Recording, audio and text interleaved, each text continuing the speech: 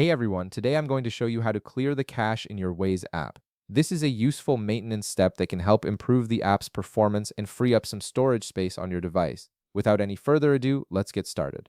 First, you'll need to navigate to your device settings. You can typically find this by swiping down from the top of your screen and tapping the gear icon, or by locating the Settings app in your app drawer. Once you're in your device settings, you'll have access to all the system controls for your phone. From there, scroll down until you find the option labeled Apps. Go ahead and tap on it. This section contains all the applications installed on your device and allows you to manage their permissions, storage, and other settings. It's essentially the control center for everything app-related on your phone. Once you're in the Apps menu, you'll see a list of all your installed applications. Scroll through this list until you locate Waze and tap on it. This will open up the specific settings page for the Waze app where you can view detailed information about how much storage it's using, manage permissions, and perform various maintenance tasks. Next, look for the option that says Storage and Cache and tap on it. This section shows you exactly how much space the app is taking up on your device, broken down into app size, user data, and cache.